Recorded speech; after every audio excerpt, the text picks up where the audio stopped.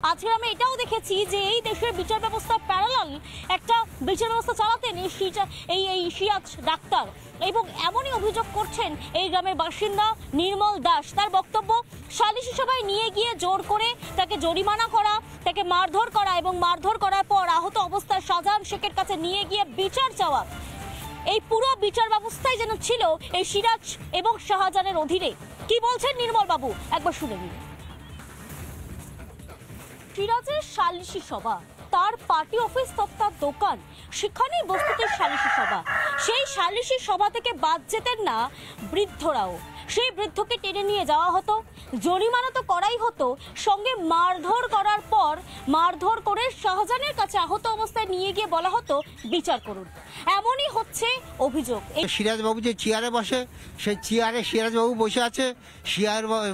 সিরাজবাবুর পিছনে তোমার রুল আছে আমার জানা নেই। আর মানে যেটা দিয়ে লাঠি, পুলিশের রুল, হ্যাঁ সেই রুল, ওই রুল আছে। আর স্ট্যাম্প আছে, 150 টাকা স্ট্যাম্প আছে, আমার তো জানা নেই। এবার আমাকে ছিট রেখেছে, সিরাজবাবুর পাশে ছিট রেখেছে, সেই ছিটে আমি বসে আছি। এবার দেখি না আর সব দাঁড়িয়ে আছে।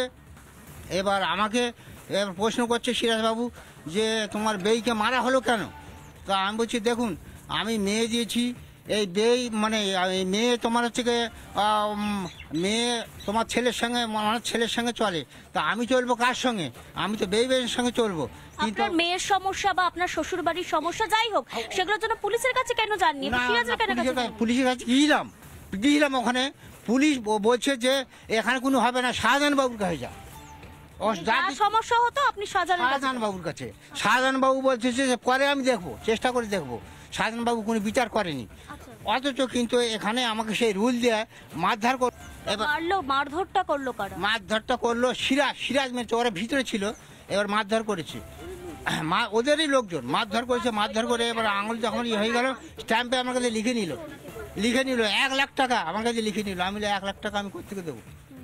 আমি দেবো? আমি গরিব মানুষ, আমার তো ছেলে পড়া কেউ নেই। আমি তোমার হচ্ছে কোনো রকমের শান্তি কাটামাচিক জায়গা আছে, ভিটা বাড়ি, মানে ওই জমি, আমি সবজি চাষ করে আমি খাই। আমার তো আর কোনো কিছু নেই, আমি দেবো কোত্থেকে? বল তোমাকে, তোমার বেইকে মেরে ঠাং ভেঙেছো, তোমাকে দিতে হবে 1 লাখ টাকা, তার খরচা হয়ে গেছে। জরিমানা কারা করতো? সিরাজই করতো।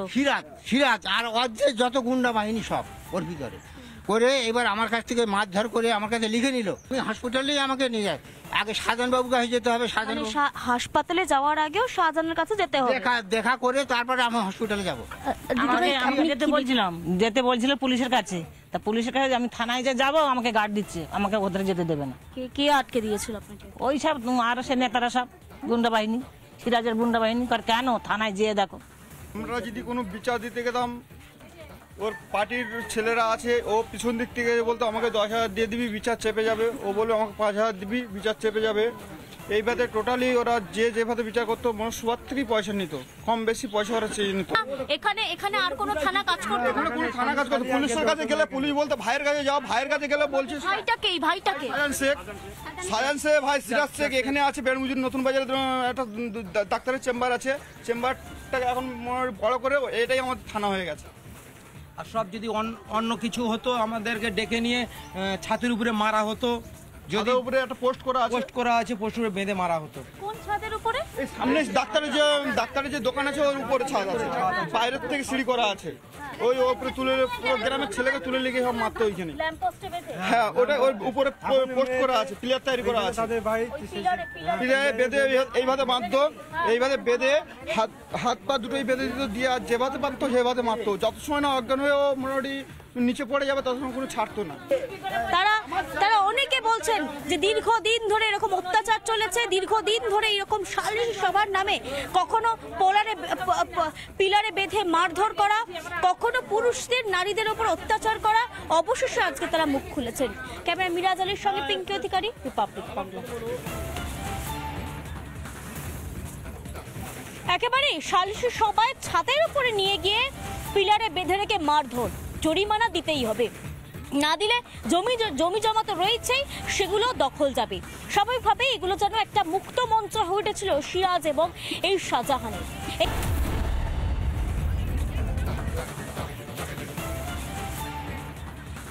শুধুমাত্র কি জব কার্ডের দুর্নীতি, শুধুমাত্র কি জমি জবরদখল? 10 বছর ধরে একটি ব্রিজ, গ্রামের একটি প্রধান ব্রিজ কার্যত ভেঙে পড়ে রয়েছে, সেখান থেকে বিপদসংকুল অবস্থায় পারাপার করছেন মানুষেরা। ভিডিওর কাছে খবর নেই, পুলিশের কাছে খবর নেই। অবশেষে আন্দোলন হওয়ার পর, সংবাদ হওয়ার পর অবশেষে সেই ব্রিজের একটা প্যারালাল ব্রিজ বানানো হচ্ছে, তাও আবার বাঁশের খুঁটি দিয়ে। কংক্রিটের ব্রিজ নাকি হবে, কি বলছেন ভিডিও? তার আগে একবার দেখে নিই, আমাদের প্রতিনিধি অনুপম পৌঁছে গিয়েছিল সেই ব্রিজের কাছে এবং সেই ব্রিজ নিয়ে তুলে ধরেছে স্পেশাল রিপোর্ট।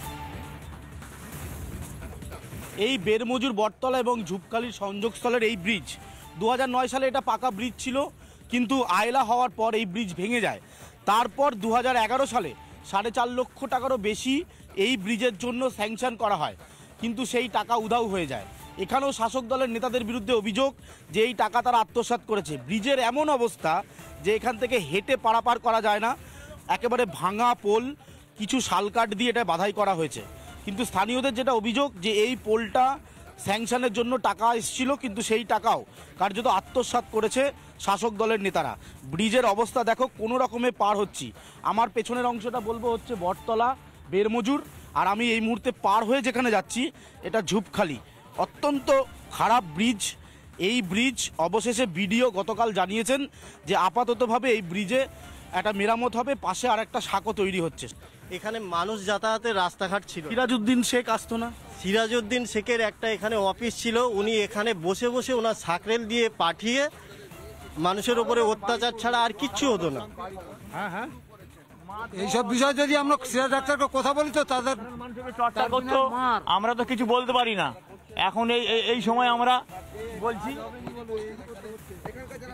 অর্থাৎ একটা বিষয় স্পষ্ট হচ্ছে যে তৃণমূলের দাপট কি ছিল। তুমি দেখো, আবার একটু ব্রিজটা দেখাবো। আমি বটতলা থেকে এদিকে এসেছিলাম, এবার আবার আমি যাব কেন, আমি এই কারণে এই ছবিটা দেখাচ্ছি।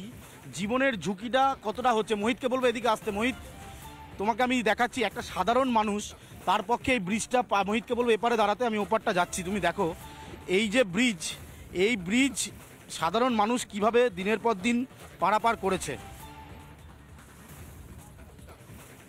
এই সাঁকো এমন অবস্থায় রয়েছে যেখানে আমরাও পারতে কার্যত ভয় পাচ্ছি। ফলে সব মিলিয়ে এই সাঁকো তৈরির জন্য টাকা বরাদ্দ হয়েছিল 11 লক্ষ টাকা, সেটাও কার্যত আত্মসাতের অভিযোগ করছে গ্রামের মানুষেরা। আত্মসাৎ, সেই তৃণমূল নেতার বিরুদ্ধে অভিযোগ। তৃণমূলের নেতারা যারা পঞ্চায়েত চালাতেন তারা এটাকে আত্মসাৎ করেছে। আর ওই ডান দিকে আপাততভাবে একটা প্রাইমারি একটা সাঁকো তৈরি হচ্ছে। এখন এটা কংক্রিটের সাঁকো হবে তো? আন্দোলনের জেরে ভিডিও তো বলে ফেললেন যে এটা কংক্রিটের সাঁকো হবে, গ্রামবাসীরা অন্তত আমাদেরকে তাই বলছেন। কিন্তু এই আন্দোলন যদি থেমে যায়, তারপর যদি এই সাঁকো তৈরি না হয়, তাহলে পরিস্থিতি যে কে সেই। স্বাভাবিকভাবে এই একাধিক প্রশ্ন উঠছে যে বেরমজুর, ঝুপকালি, এই সব অঞ্চলের মানুষ তারা এই মুহূর্তে বিভিন্ন পরিষেবা থেকে বঞ্চিত। স্বাভাবিকভাবে প্রশ্ন উঠছে, সত্যি তো আন্দোলন হলো, সংবাদ হলো, সাংবাদিকরা এলেন, ভিডিও বলে দিলেন বাঁশের সাঁকো ছাড়িয়ে কংক্রিটের সাঁকো হবে, আপনাদের সাঁকো দেওয়া হবে। এবং শুধু তাই নয়, মানুষদের জীবনযাত্রা যাতে একটু বাঁচার রসদগুলো পাওয়া যায় সেগুলো আনার ব্যবস্থা করা হবে, সাঁকো তৈরি হবে। কিন্তু গ্রামবাসীদের প্রশ্ন, 10 বছর ধরে যেখানে সাঁকো তৈরি হলো না, 30 দিনে আদৌ কি সেখানে কংক্রিটের সাঁকো বানানো সম্ভব? সেই ব্রিজ তৈরি হয় কিনা সেদিকে আমরা নজর রাখবো, রিপাবলিক বাংলা রাখবে। তাই আজকের মতো এখানেই শেষ করছি।